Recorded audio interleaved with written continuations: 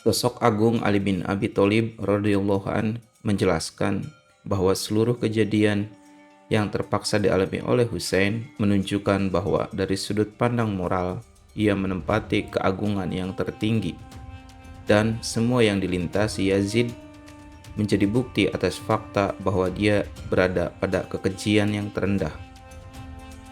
Tragedi Karbala merupakan bukti yang cukup atasnya.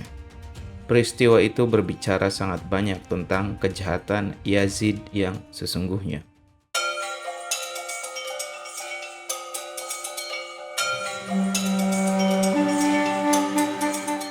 Husain bin Ali dan Yazid bin Muawiyah adalah dua orang yang datang ke dunia sebagai contoh sempurna bagi kualitas dua keluarga, yaitu keluarga Hashim dan Umayyah. Husain adalah Hashim yang sempurna di zamannya, sebagaimana Yazid adalah Abdus Syam. Apabila kualitas-kualitas khusus dari seseorang dapat menjadi gambaran yang benar tentang lingkungan di mana ia dibesarkan, maka tak ada keraguan tentang kenyataan bahwa Husain dan Yazid merupakan model yang benar dari keluarga mereka. Husain mewakili kaum Hashimi dan Yazid mewakili kaum Umayyah. Satu-satunya perbedaan adalah bahwa Husain contoh dari kebajikan dan keutamaan Hashimi, sedangkan Yazid bahkan tidak memiliki sedikit pun kualitas-kualitas Bani Umayyah. Husain adalah putra dari putri Nabi Fatimah dan Ali bin Abi Thalib. Ketika ia lahir, Nabi meletakkannya di pangkuan beliau dan mengucapkan azan di telinganya untuk menanamkan jiwa beliau sendiri ke dalam jiwa cucu beliau, membuatnya menjadi bagian dari wujud beliau sendiri dan memberi kesan kepadanya bahwa ia dilahirkan untuk melaksanakan suatu misi khusus dan tujuan hidup yang sudah ditentukan baginya. Pada hari ketujuh kelahirannya, Nabi berkata dengan gembira, "Saya telah menamai anak saya ini Husain." Anak ini tumbuh hari demi hari dalam kondisi sedemikian rupa, sehingga dalam dirinya terdapat jiwa kakeknya, detak jantung ayahnya, dan kesan kenabian yang mendalam pada pikirannya. Seluruh kebaikan dan keutamaan para pendahulunya terpadu dalam dirinya. Ketika ia tumbuh, sifat-sifat baik dan kebajikan ini menjadi semakin nyata. Penyaluran sifat-sifat para pendahulu kepada anak-anak mereka merupakan bagian hukum alam yang tidak tersangkal. Sebagaimana anak-anak mewarisi warna kulit, wajah, dan kualitas fisik dan sebagainya dari orang-orang tua mereka, mereka juga mewarisi kebajikan-kebajikan khas para pendahulunya. Husain berada dalam pengawasan kakeknya sampai usia 7 tahun. Sepeninggal Nabi, para sahabat beliau terus mengikuti beliau dalam hal mencintai Husain. Suatu sebab khusus atas perlakuan cinta kepadanya adalah kemiripan wajahnya dengan wajah Nabi. Hal ini dibuktikan oleh pernyataan orang-orang yang pernah melihat Nabi dan Husain. Nama besar para leluhur serta prestasinya mempunyai hubungan erat dengan perkembangan anak-anak mereka dan membuat masa depannya menjadi cerah. Ketika si anak mendengar prestasi nenek moyangnya sejak dalam usianya yang sangat dini, maka gambaran nenek moyangnya tergambar dalam pikirannya, dan karenanya ia memperoleh sifat-sifat para pendahulunya. Seorang anak secara alami mewarisi sifat-sifat pendahulunya, tetapi hidupnya bersama mereka memberikan pengaruh besar kepadanya. Selain melihat Nabi Muhammad, Husain pun melihat ayahnya yang mengagumkan. Ia melihat ketekunan, ketabahan, keadilan, simpati, dan sikap penolongnya kepada orang tertindas, dan kemarahannya kepada penindas, maupun perlakuannya yang baik dan ramah kepada musuh. Ia mengikuti ayahnya ketika bertempur di Perang Jamal, Siffin, dan Nahrawan, dan melihat keberaniannya yang menakjubkan. Ia mempelajari cara-cara berjuang demi kebaikan dan mengetahui darinya bagaimana berkorban untuk melindungi para tertindas dan tak berdaya dari tirani. Ibunda Husain tercinta adalah wanita yang sangat baik dan lembut hati. Karena kelembutan hatinya ini, dia selalu berduka melihat kesukaran yang menimpa ayahnya, Nabi dan para sahabat beliau. Akibat perbuatan kaum Quraisy, ia merasa amat-amat sedih pada hari perang Uhud ketika banyak orang muslim terbunuh oleh kaum musyrik Quraisy dan mayatnya dipotong-potong. Ia sangat sedih melihat ayahnya menangisi Hamzah, paman beliau. Diriwayatkan bahwa sepeninggal Nabi, pada suatu hari Anas bin Malik mengunjungi Fatimah dan meminta agar dia mengatasi rasa dukanya demi kesehatannya sendiri. Sebagai jawabannya, ia hanya berkata, "Wahai Anas, bagaimana Anda tahan mempercayakan tubuh suci Nabi kepada kuburan?" Lalu ia menangis terseduh-seduh dan Anas pun menangis. Anas pulang dengan hati tercabik-cabik oleh kesedihan Fatimah. Husain biasa melihat kesedihan adik perempuannya Zainab yang terlanda kesedihan dan ia amat sedih atasnya. Husain melihat ibu dan adiknya lalu membayangkan penderitaan dan kesukaran yang disediakan waktu bagi dia sendiri, saudaranya dan keturunan mereka.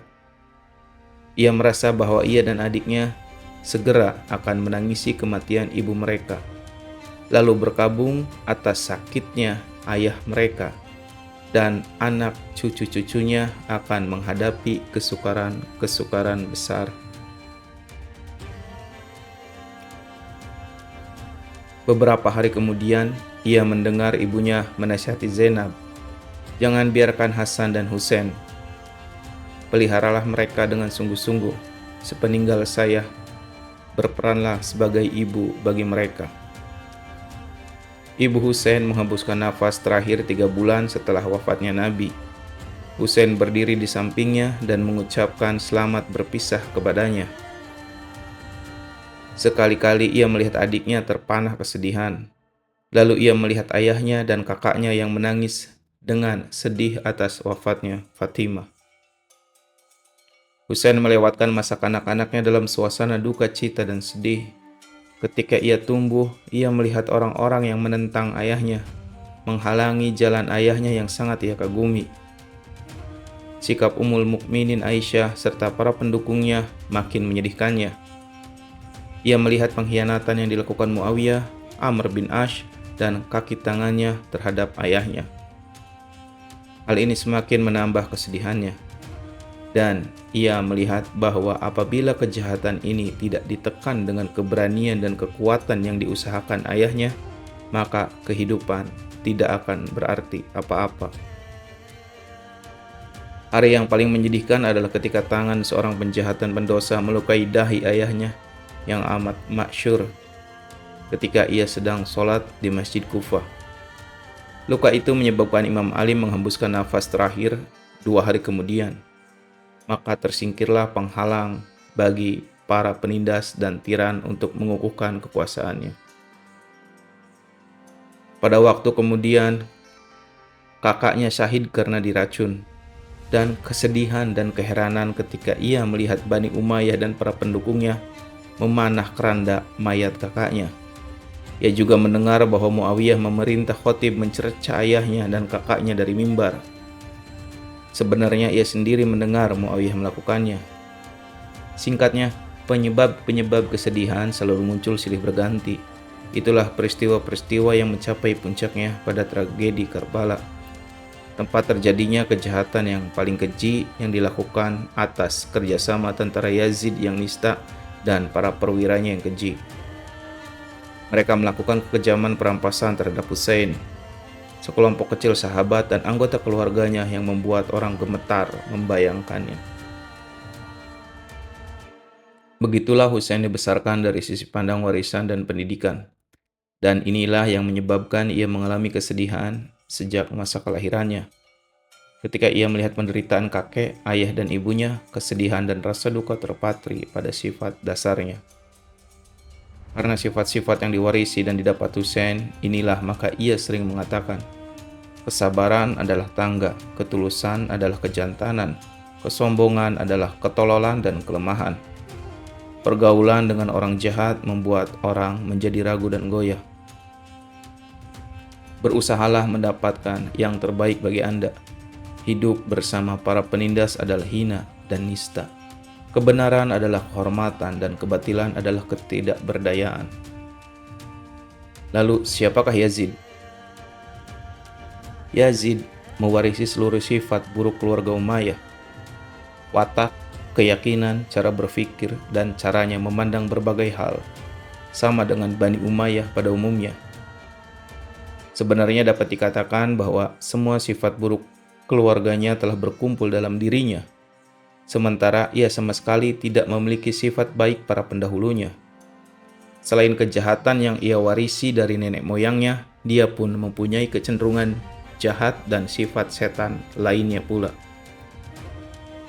Sebenarnya dia tidak memiliki kualitas lahiriah ayahnya yang dianggap sebagai kelebihannya, walaupun hanya berupa alat untuk memperkuat kekuasaannya. Tak ada orang di antara Bani Umayyah yang gila pesta pora seperti Yazid. Perilaku inilah yang membawa kematiannya. Diriwayatkan bahwa pada suatu hari, sambil menunggang kuda, ia berusaha melewati kecepatan seekor monyet. Dalam perlombaan itu, ia jatuh dari kuda dan mati. Orang-orang di zamannya menggambarkan Yazid dengan amat persis dan singkat. Ia pemabuk. Ia biasa memakai baju sutra dan bermain gendang. Bila Husain menjadi model kebajikan dan kebaikan akhlak, maka Yazid adalah contoh terburuk dari keburukan nenek moyangnya.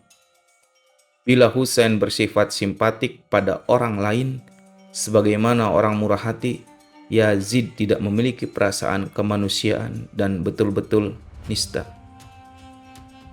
Yazid dibesarkan dalam keluarga yang menganggap Islam sebagai gerakan politik. Menurut Bani Umayyah, kenabian Muhammad hanyalah suatu dalih untuk memperoleh kekuasaan dan wewenang.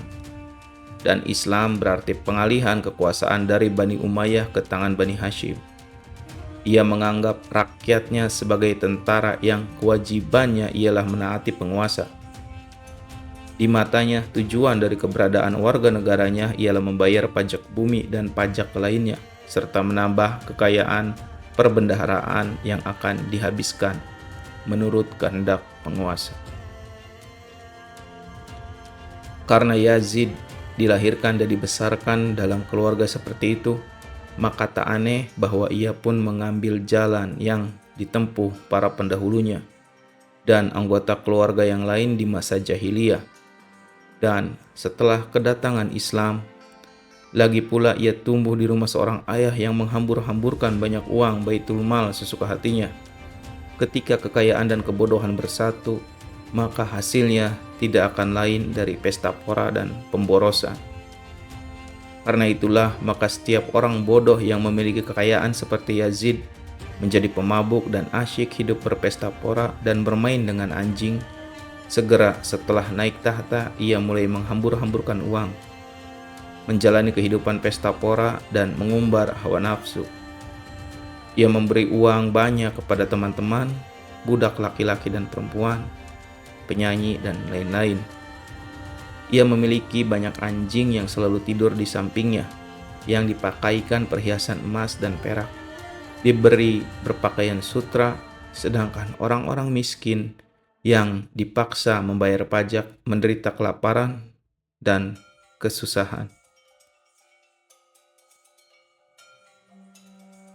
Dia hanya memerintah selama 3,5 tahun. Tetapi dalam waktu singkat itu, ia mengumpulkan dalam dirinya sebuah kenistaan, keganjilan, dan kekurang ajaran yang merupakan produk politik Bani Umayyah. Selain pesta pora dan kefoya-foyaan yang diwarisi dari nenek moyangnya, ia juga melakukan kejahatan yang amat keji lainnya. Pada tahun pertama pemerintahannya, ia membunuh Imam Husain dan para sahabatnya dan menawan anggota keluarganya. Pada tahun kedua pemerintahannya, ia menjarah Madinah tanpa sedikit pun mempedulikan kesucian kota itu. Ia membolehkan tentaranya bertindak semaunya terhadap penduduk kota selama 3 hari. Sebagai akibatnya, 11.000 orang mati termasuk 700 sahabat Nabi dari kalangan muhajirin maupun ansor dan memperkosa lebih dari 1000 perawan. Sesuai dengan watak alami Imam Hussein, ia harus berjuang melawan kezoliman dan penindasan, mengikuti teladan kakek dan ayahnya. Ia biasa berkata, hidup dengan penindas adalah suatu kehinaan dan aib. Sebaliknya, Yazid selalu memberi kehormatan kepada orang-orang jahat dan kejam dan menghadiahkan kepada mereka hadiah-hadiah besar karena melakukan kejahatan keji. Ia juga menyuruh orang lain menghormati mereka. Misalnya, pada suatu hari ketika ia sedang dalam suatu pesta dan minum-minum bersama teman-temannya, dan Ubaidillah ibnu Ziyad, pelaku utama tragedi Karbala, duduk di samping kanannya. Yazid berkata kepada pelayan minuman, "Beri aku anggur yang akan menyejukkan hatiku."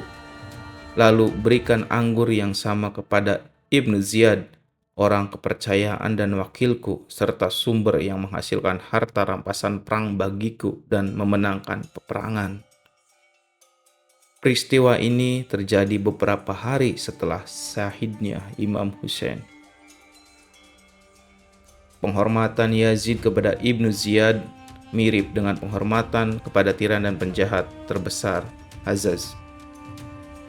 Secara singkat, pada masa Muawiyah, tentara Allah terdiri dari madu beracun, sedangkan tentara Allah di masa Yazid hanya racun tanpa campuran madu. Dalam pemerintahan Yazid, semangat kegolongan Bani Umayyah peninggalan masa jahiliyah dihidupkan kembali sepenuhnya. Tak satu pun kejadian sejarah yang dapat menunjukkan seorang manusia yang lebih nista dari Yazid, si dalang tragedi Karbala. Demikian pula sebaliknya, tak satu pun peristiwa sejarah yang dapat menunjukkan karakter semulia Hussein yang syahid di Karbala. Halaman-halaman sejarah yang berkaitan dengan Yazid sepenuhnya hitam legam, sedangkan yang berkaitan dengan Hussein penuh dengan kehormatan dan kemuliaan. Di suatu sisi ada perdagangan dan kekuasaan Bani Umayyah serta para budak algojonya. Di sisi lain ada karakter mulia dan keberanian keluarga Abu Thalib dan orang-orang yang merdeka yang penuh gairah serta para syahid di jalan kebenaran dan keadilan. Logika dan akal kurang berhasil membuktikan suatu realitas ketimbang peristiwa-peristiwa yang berhubungan dengannya. Karena peristiwa-peristiwa mengundang argumen yang tegas, maka tak diragukan bahwa seluruh kejadian yang dialami Hussein membuktikan bahwa dari sisi pandang karakter moral, ia menduduki tingkatan yang paling tinggi. Sedangkan semua peristiwa yang dilewati Yazid membuktikan bahwa ia berada pada lapisan kehinaan yang terbawah. Sebelum tragedi Karbala, ada peristiwa yang mengandung petunjuk bahwa di satu sisi Hussein adalah model ketulusan dan simpati manusia. Sedangkan di sisi lain, Yazid merupakan pengejawantahan, pesta pora, dan kebejatan moral. Selain menunjukkan masing-masing karakter Hussein dan Yazid, peristiwa itu juga mengingatkan orang kepada kesepakatan yang dibuat oleh Bani Hashim yang dinamakan Hilf al-Fudul. Kesepakatan itu mereka buat dengan kerjasama beberapa suku Arab. Salah satu isi perjanjian tersebut menyatakan bahwa pihak-pihak yang menandatangani perjanjian ini harus mendukung kaum tertindas dan memulihkan hak-hak mereka dari para penindas, serta mencegah orang kuat berlaku sewenang-wenang terhadap orang lemah dan tak berdaya. Para pendahulu dan nenek moyang Yazid menentang perjanjian itu, sedang pendahulu Hussein mendukung dengan sepenuh hati.